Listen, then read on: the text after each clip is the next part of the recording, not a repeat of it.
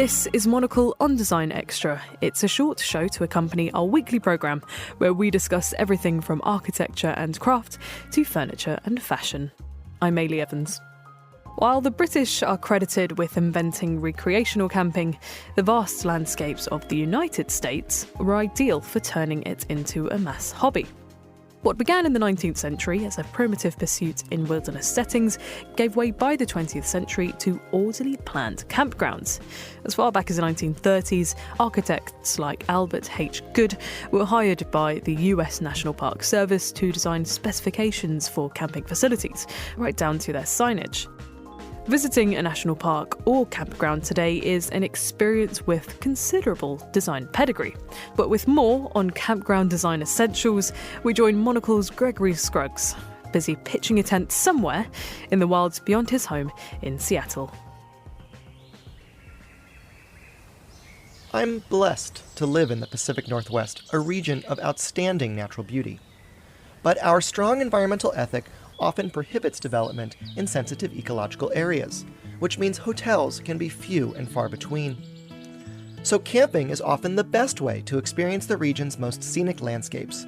For some rugged coastlines and mountain vistas, there simply is no alternative. As a result, I've given considerable thought towards certain design elements that can elevate camping from mere roughing it to both a visually pleasing and even comfortable way to connect with the natural world. Here are 5 essentials, then, that I've gleaned from some recent nights spent in the great outdoors. Number 1. Mute the color palette. Bright orange is perfectly acceptable on a mountaineering expedition when you need to find your tent in a blizzard. It's not necessary when you drive right up to your campsite. The outdoor industry's penchant for garish colors, while perhaps suitable for emergencies, detracts from the natural setting of a campground.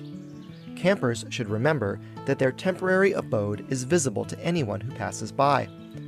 Camouflage isn't necessary, but try blending into the landscape. Forest green works wonders amidst the towering evergreen trees in the campgrounds near my home in Seattle, while earth tones hold up well in the rocky landscapes of the continent's interior. And ivory seems to go with just about everything. Number 2, less is more. Stove, dishes, cutlery, cookware, kettle, foodstuffs, wash basin, badminton set. A proper kit is gear intensive, there is no doubt. But with the typical campsite offering no more than a picnic table, it's easy for your possessions to sprawl all over in an unsightly mess. A collapsible camping cupboard is a must-have for organizing your short-term dwelling space. When it comes to packing for a camping trip, though, abide by the less is more mantra. Prepare simple meals and leave specialized cooking implements at home. Go for a slimmed-down camping chair rather than an elaborate chaise longue. Opt for durable diversions like a deck of cards rather than a board game with dozens of tiny pieces. And of course, leave the electronics out of the equation as much as possible.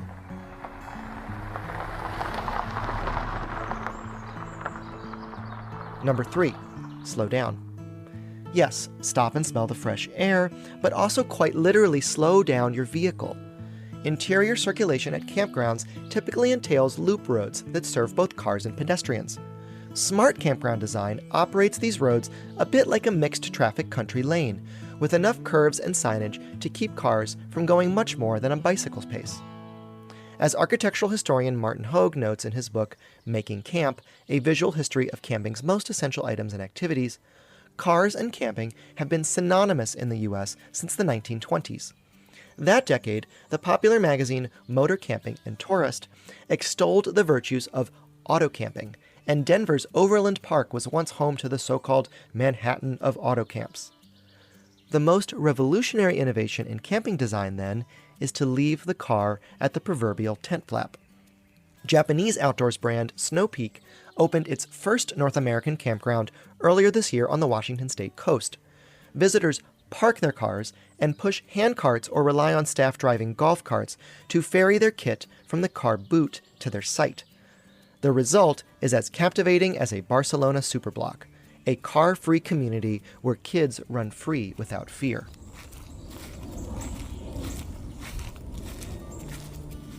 Number 4, architecture still matters. While tents outnumber structures at campgrounds, building stock still leaves an impression on the camper. At Craters of the Moon National Monument, set amidst the lava rock of southern Idaho, I was taken by the mid-century modern visitor center just past the campground. The low-slung structure fit gracefully into the dramatic landscape of volcanic formations. In Deception Pass, a cherished camping destination on Puget Sound, the plethora of picnic shelters, bathhouses, and other structures built with local stone by federal workers in the 1930s are a hallmark of Depression-era rustic architecture that transports the camper to a simpler time. Number 5. Stay connected. Not every campground is a gateway to untouched wild places. Sometimes camping is simply an economical option. Take Whistler, British Columbia, a mountain resort town north of Vancouver. The town's culture thrives not only on moneyed tourists in nice hotels, but also on the so-called dirtbag crowd, the type who live on the cheap so they can spend more time mountain biking and rock climbing. The campground at the edge of town, then, is a vital source of affordable lodging to keep Whistler connected with its roots as a funky mecca for outdoor recreation. But that doesn't mean the campground has to be treated like dirty laundry. The main cycling trail along the valley runs right through the campground, allowing for an easy jaunt into town. With those thoughts in mind now, if you'll excuse me, to quote the great American naturalist John Muir, "The mountains are calling, and I must go." For Monocle in Seattle, I'm Gregory Scruggs.